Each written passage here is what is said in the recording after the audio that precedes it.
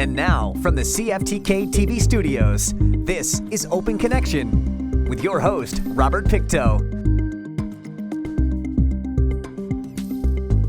Welcome to Open Connection with your host, Robert Pictou. Our show today comes to you from the traditional and unceded territory of the Tsimshian people. Hockey gear has evolved significantly from its earliest forms to modern equipment used today. Initially, players used basic skates with blades attached to boots, wooden sticks, and minimal protective gear like leather shin guards. On today's Open Connection, we return to the archives as young Dan Hamhuis shares how his fellow players helped him prepare for road trips. Mike really helped me with the first few road trips that I went on, and what to take and what to expect, and that was really tough. And just to see my parents go, which was for the first time they've been there every game of my career, I think, before that, and just to see him go, my mom was pretty upset. It was a tough time. Marty and I, when we drove back, the two of us didn't even talk, I think, until Vanderhoof. We were just such a hard time leaving him behind. Line cross ice, picked up by Cuthbert into Cougar territory, drilled by Hamhuis. Another big shot from the 15-year-old, and then a little stick, and Hamhuis and Cuthbert are going to square off. Hamhuis and Cuthbert decide to go at it. Hamhuis trying to get Cuthbert's helmet off, and while Hamhuis was trying to get Cuthbert's helmet off, Cuthbert grabbed a hold of Hamhuis, started throwing punches, and that threw Hamhuis all out of balance. You look at the Cougars' 6-2 win in Tri-Cities, and after the game, when I asked Ed Dempsey who he thought his best player was, he said, Dan Hamhuis. The youngster from Smithers is getting better by the minute. Another solid performance tonight, a great open ice hit. An open ice hit a la Eric Brewer, where he slides across the blue line, catches Cuthbert with his head down, and boom. Was that your first fight or your second fight? No, it's my first fight. I wasn't too sure what to do, but got it over with, and now the next time I'll try some different stuff. I don't remember the first half of the year. I was, always on my toes. I was, always looking around, wondering, what was happening, if I was going to stay or get cut. And it was about 6 or 7 months of that. It was a long time, and then playoffs rolled around, and started to feel a little more confident. And fortunate for me, we had some injuries with Jeff Zornick broke his back. Gary Tour had a sore knee, so there was a lot of room for me to step up, and fortunately I did. A few times throughout his rookie season, Prince George fans were treated to something that they've become accustomed to today, the hammy hip check. When he played his minor hockey, he was looking forward to the Bantam age group, so he could begin to play contact hockey. In BC, you're only allowed to hit in first time is in Bantam, so he only had 2 years of hitting while I was coaching with him. He always liked to hit. And in Bantam hockey, I enjoyed the hitting, and it was one of my favorite things to do. And I don't remember many hip checks. I remember lots of hits. He's popped a few guys. There's one time in Kitimat where he hit this guy from Prince George. Bantams is the best hip check I've ever seen. He did do some hip checking in Bantams. And, in Kitimat one time he hip checked a guy, and as a referee skated by, we were playing Prince George actually. The referee skated by, and he said, "That's the best hip check I've ever seen." And, everybody was kind of laughing about it. Prince George and our benches were side by side. And the Prince George coach, as the kid came in, kind of looked at him and said, "How you doing?" And the kid that got hit was laughing, we were laughing, but the kid basically just went right vertical upside down and then come back down on the ice. So it was, he wasn't hurt, and it was kind of neat. He loves to have fun in everything he does. He likes to enjoy himself as much as he's got the drive to succeed and to accomplish. In his hip checks, he loves doing it. You can see after he does it, he's got almost a grin on his face because he enjoys it so much. He never ever said too much about it. Never, carried on, I'm going to go out there and smoke that guy or anything like that. But when the opportunity arose, he took full opportunity and would hit. Now in the WHL, I think I accidentally did it once, and thought it was pretty neat to see the guy flip over my back. So, next chance I had to do it, I tried it again, and so it, just progressed from there. And now I try to do it as much as I can. So I think it's sort of an addition to his game that he feels that, once per game I have to look for the opportunity to throw at least one hip check. But Dan doesn't just lay out the hip check on the ice. His sisters Erin and Cindy, as well as his mom, can attest to that. If we just come walking through the kitchen. Give him a demonstration in the kitchen one day. And all of a sudden he'll pick me up and I'll be upside down. So I told her to walk down the kitchen and showed her what it's like to be the opponent. And what it feels like if you get it done to you. He's never had it done to him. I think he got some of that from his dad. We didn't mind being rambunctious in the house. One is where everybody was having fun and stuff. He's still doing it. He always does it. We played the ball hockey downstairs in the basement, and sometime it progressed and got carried on upstairs, and shots were taken at everybody, and we played a little bit of body contact in the house. He pulls the full Nelson on his slots too. Yeah. When Dan's home, we have to be ready for anything at any time. It just beats us up all the time. Open Connection will be right back after these messages.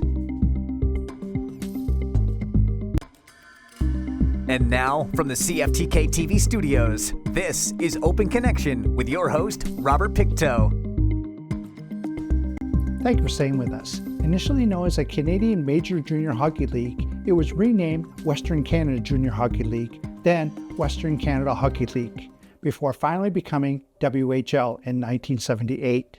The league's primary goal was to create a strong Western-based league that could compete for the Memorial Cup against Eastern teams. Let us return to the archives as Dan shares about his time with the WHL. After a couple of good seasons, it was evident that Dan was one of the premier young defensemen in the WHL. It was only natural that the NHL agents would come knocking on his door. During my 17-year-old season, we started getting quite a few calls from agents, and we were just going to wait. We're going to wait till the season was over till we decided we didn't want it to be a distraction or let the agent step in and change anything. It was going well, and so we listened to everything they had to say, and I basically left it up to my parents. My dad, he's a great decision maker, and a great talker as well. So I left it up to him. And my relationship with Marty is, it's as we began to understand each other, I think we recognized that we shared similar values and similar vision, and I think ultimately that's what led Marty to telling Dan that I was probably someone he should meet with. At the end of the season, we met with Ross, and he presented himself really well, and really liked what he had to offer, and both me and my family were comfortable with him, so we decided to sign on.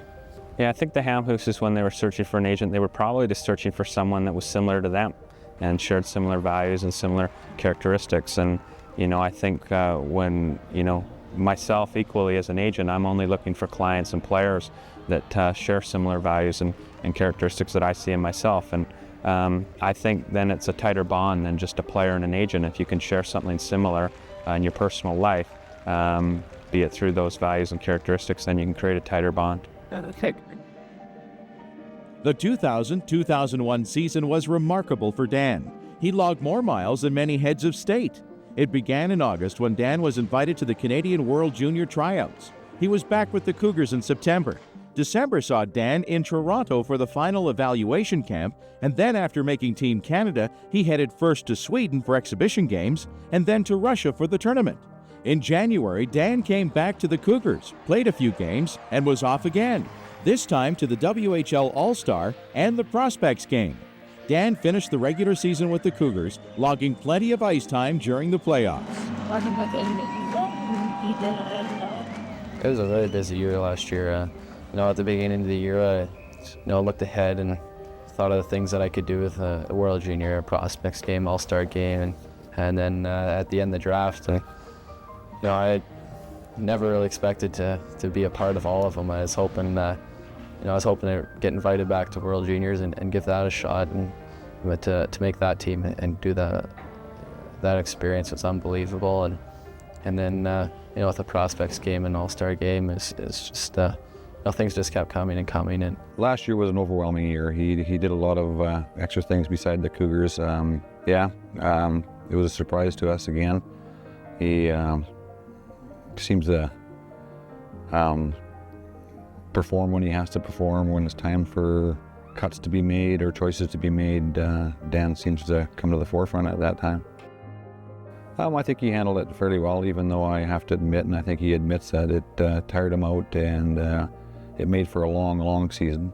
Yeah, it was a tough year to deal with, a lot of travel, but at the same hand, it was a lot of fun. I met more people than I ever have this year playing on all the different teams, and I've got friends now all over the country, and so it was a great experience for me, and I was able to see different parts of the world as well.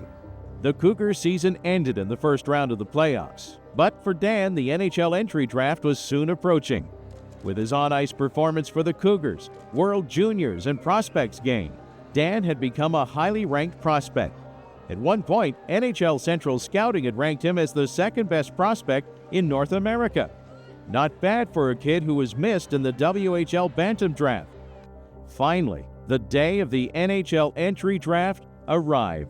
Our whole family attended along with a couple of my brothers and Dan's player agent, Ross Gurney out of Vancouver. Yeah, I was there with the Hamhuises and the Hamhuis entourage. Marty had two brothers that came in, and my wife joined us as well. So we had about 12 of us, including Dan's girlfriend, Sarah. It was very relaxed. We had gone for breakfast in the morning, and at 10:30 the bus was leaving, so we all jumped in the bus with Dan as well and all walked in there together. And things started. And once they start, you realize that it's really out of your control and there's nothing more that you can do. The interviews are done, the testing's done, the games have been played, and you just wait for your name to be called. Open Connection will be right back after these messages. And now, from the CFTK-TV studios, this is Open Connection with your host, Robert Pictou. Welcome back to Open Connection. The NHL draft order is determined by a combination of factors, including a lottery for top picks, a reverse order of regular season standings for non-playoff teams, and playoff results. The lottery only applies to the first round, and subsequent rounds follow the reverse standings order. Let us return to the archive as Dan Hamhuis shares his feelings during the 2001 NHL draft. It was a little nerve-wracking on the basis that there was some picks ahead of where Dan went that showed great interest in Dan, which included Montreal and Chicago, and also the New York Rangers were also very interested in him. So as their picks came, you had a little heads up, and the excitement started to run. There's no question about that. It was these two cameramen that were walking around there, so you always kind of knew who was going to get selected next. So for us, it was, where are these guys? Oh, good, they're not coming here. It was somewhat ironic that Nashville's table was right in front of us. We were 6 rows from the floor, and Nashville's table was in front of us. And when the 11th pick went and Dan wasn't chosen, we all looked at each other, and Dan looked down at the Nashville bench and he got a little wink from one of their head scouts, so we knew he was next up. The Predators are very pleased to draft from the Western Hockey League, from Prince George, Dan Hamhuis. As far as Nashville goes, we had heard rumblings that if Dan was available at their pick, that they would take him. We were pleased with them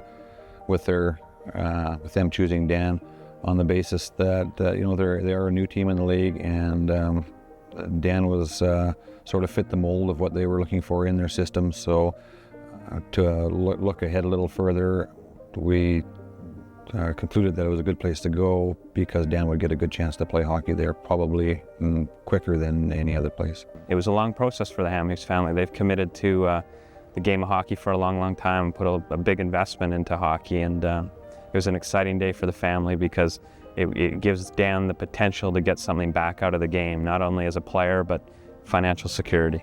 I think it's a bit of responsibility to be drafted in the first round. If an NHL team reaches out to take you and say, hey, I want you to be our first round pick, it's a sense of responsibility for me to to live up to their expectations of what they want me to do. Dan reacted to draft day just as he'd react to the biggest hockey game of his life, like no one that I've ever seen. He was just poised and confident, but not cocky, and was happy to be picked, but also relieved that the process was concluding. It seems like a great organization from what I've seen. Nationals is a really young franchise, and on the rise. They're getting better and better every year, and Nashville for Dan Hamhuis, I think it's the perfect fit. And I'm not saying that because he's picked at Nashville, but I honestly believe that. When you look at the teams who were ahead of him, I see two things. I see Dan as the person and Dan as the hockey player. And as a hockey player, he's got a great chance in front of him to, be a pro player next year and be a pro player in Nashville. And on the personal side, I think it's a city that's manageable for him. I think the transition from Smithers to Prince George to Nashville, it's a big transition, but it's a transition I think he'll be able to make. The journey that Dan has taken from Smithers minor hockey to the NHL is certainly rare, but will inspire other young hockey players. Dan Hamhuis' story is a great one, and he has really opened up the exposure for all kids coming behind him in the northern regions of BC, and that can only benefit a lot of people down the road. It's been a long time since someone's come from that area and had this much success, and that's good for everybody coming behind. It's one of the neat things I think about it. One time I went over to his house and all these little guys were running around there, and there's a sense of excitement and stuff, and it gives them something to shoot for in the future. Well, I think it's good for our minor hockey association in Smithers. Obviously, they see a guy like Danny, somebody to look up to now. Dan's progress is good for Smithers minor hockey, and also good for the town of Smithers. Yeah, it is. Smithers is a very small town. When Smithers is mentioned on the news and all, everybody picks up their ears and to see what's going on and with the draft and all that's happened this year. There's been a lot of TV time, so the residents there, I'm sure, have taken notice. But it was a great hockey town to grow up in, and now I'm really happy to give the town some recognition back. When he came back last January, they had a sort of a homecoming party for him, and all kinds of little kids showed up there, getting his autographs. The national team jerseys there hanging in his living room. It's pretty exciting for all of them. No question about it. It's been the talk of the town. Where you have to realize that Dan left town at age 15 to play for the Cougars. A lot of the local residents never really got to know who this Dan Hamhuis was, but on draft day, my understanding was most people were out of bed watching their television. Smithers is a small town, so when things like that happen, it does become well known all over. And there are other people too that have made steps and people really know and recognize. And that's the kind of town Smithers is. They just make an effort to get to really know and to support people that have gone on like that. But yeah, when you see it at the A&W, the sign saying Hamhuis, I take particular notice in that because that's not normal, no. Open Connection will be right back after these messages. And now, from the CFTK-TV studios, this is Open Connection with your host, Robert Pictou. In the context of religion, faith is defined as a belief in God or in the doctrines or teachings of religion. Individuals who are religious frequently perceive faith as a form of confidence grounded in a certain level of warrant or evidence. In this final segment of Open Connection, Dan shares some insights on his beliefs. The milestones and accolades Dan has achieved in his young hockey career may be great, but through it all, he's maintained his poise. His strong family support as well as his Christian upbringing may have helped him along the way. I think coming from the background that I do has really helped me in my hockey career. Always been a church-going family and a small town background. It keeps your head on right.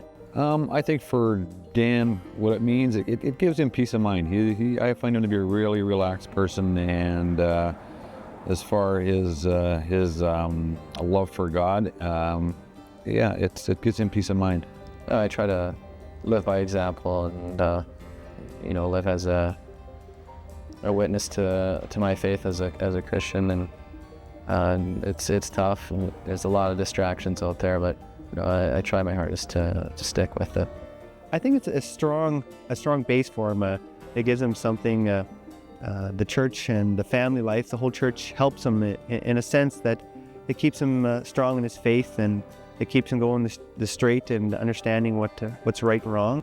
You don't have to tell him a whole bunch of things about life. He seems to see things, pick up on things himself. I think he's a credit to himself as far as that goes. Although it's pretty tough sometimes with, most of the teammates. I've never been involved in that, but our team's been great. The guys in the team, right since I was a 15-year-old rookie here, the veterans were quite curious, to see what it was, and they listened, and it's great to see. It's easy for those who know the family to see where Dan has learned his faith, but when it comes to on the ice, his dad has been the biggest influence. Right from the start, started coaching, and he kept it really fun for us. The 20 guys that I grew up playing with, he coached us the first few years, and he made it a lot of fun for everybody. Everybody enjoyed playing. Dan enjoyed Marty being there. It was always, Dad, what did you think? Or Dad, how should I have done this? Or, what should we do next game? We spent a lot of time together, and have do a lot of similar things with hockey, and that's all I've been through, and I've been through a lot now with hockey. He's always been there, and if I've ever needed any help, any support, he was there. He offered me some excellent advice. Yeah, he's getting pretty old right now. It's he's still able to go out in the front yard, throw the football around, and when I was a bit younger, we'd play everything outside and just invent our own little games to play around it. And he's a real active dad, and I'm really thankful to have a parent like that. His parents were his biggest role. They were always there for him and supporting him. There was always a core group of parents and kids on our teams that supported each other as we were growing up. I think it's a whole family atmosphere that has made Danny a good hockey player, as well as enjoyed as much as he has up to this day. Marty and I have done just a great job of not only raising Dan, but their entire family. They have a great home life there, and they're very supportive. And I think the big thing about Danny is the one thing that you notice over the years is whenever he's in a tough spot, he seems to be able to elevate himself and push himself to the next level.